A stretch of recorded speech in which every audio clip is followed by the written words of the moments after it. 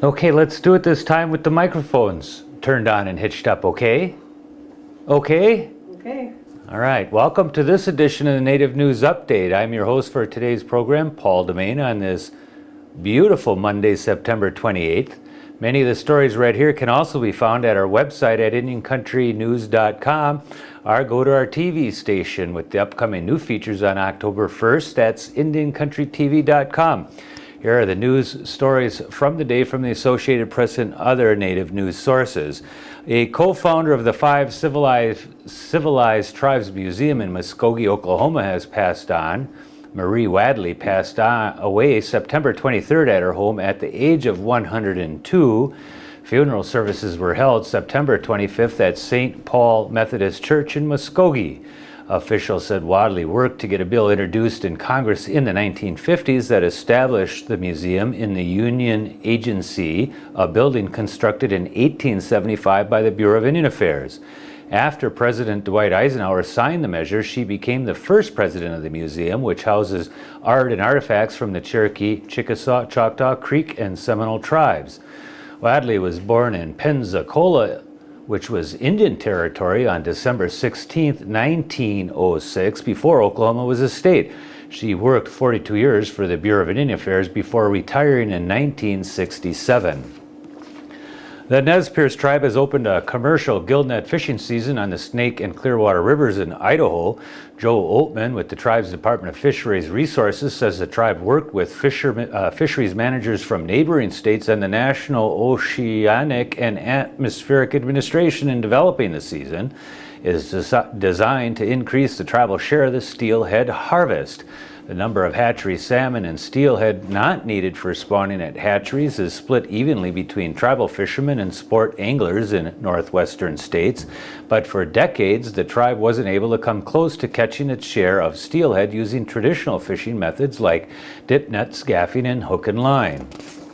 A federal judge has asked critics of the Obama administration's plan for Northwest salmon to file their responses by October 2nd.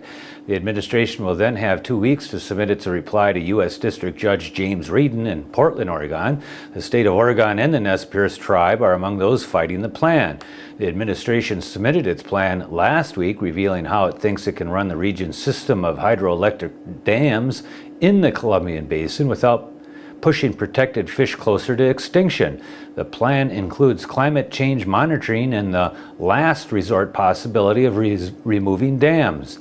Critics say it does little to improve the Bush administration plan the judge has already called inadequate, and worry it could lead to drastic measures such as dam removal. Plans for an elderly housing complex in Charleston, Rhode Island have been abandoned after an Indian burial ground and other archaeological finds were discovered on the site. Jeff Gofton, director of the Washington County Development Corporation, tells the Sun of Westerly, Rhode Island, that the proposed 20 units must be approved by the end of this month to a site that is cleared for development. Given the recent discovery, there's not enough time to satisfy that requirement. Alan LaVille, a senior archaeologist at the Public Archaeological Lab, discovered the Narragansett Cemetery during a survey on September 11th. LaVille says he determined that the site by law required further study before it could be used for an affordable housing project. The Mount Pleasant, Michigan ZB Wing Center of Anishinaabe Culture Lifeways was given a thumbs up for its Me No No Key, or good job, for recently receiving a grant from the Institute of Museum and Library Services. The grant from the Native American Native Hawaiian Museum Services will allow the center to continue their work throughout the year in preserving and enhancing the heritage, culture, traditions, and artifacts of the region. The ZB Wing Center has also held its Autumn Equinox Anishinaabe Mowin Immersion Cultural Teaching and Feast this last weekend. They were celebrating the bounty that Mother Earth has provided for all living things. Autumn stories were shared in the Anishinaabe language with interaction and translation from fluent speakers. Helen Roy, an Ojibwe language teacher at Michigan State University, was the guest singer, sharing a variety of personal and popular songs used for language revitalization. Most of them are in the Algonquin or Ojibwe language. Another event that occurred this weekend was the RIT Big Shot photo event at the Museum of the American Indian in Washington, D.C. They needed to get 1,000 people to the museum with their flashlights and wearing dark clothes to get this picture taken. The light up for the NMAI for the 2009 Big Shot Project nighttime photo brought in some 1,000 people, and that should have taken place this weekend if the weather was good out there. The National Indian Education Association holds its national conference this October. The NIE convention is planned to start at 8 a.m. on October 22nd, 2009 at Midwest Airlines Center in Milwaukee, Wisconsin. These two notices here on the RIT Big Shot and NIE came from updates on Facebook at NFIC Paul Domain, where we're getting more and more news off of the internet from people out there doing their thing. The traveling exhibit on Native American imagery, Bittersweet Winds, will be on display October 5th through October 9th at Harmony Cafe in Green Bay, Wisconsin. Harmony Cafe is located on West Mason Street right next to Toys R Us, and everyone knows where that is. The exhibit will open October 5th at 1 p.m. and be open to the public each day for the week. And it says here, warning, Richie Plas will be on site each day from 9 a.m. to 8 p.m. On Tuesday, October 6th, and then again Thursday, October 8th, they will have teacher-student sessions from 6 p.m. to 8 p.m.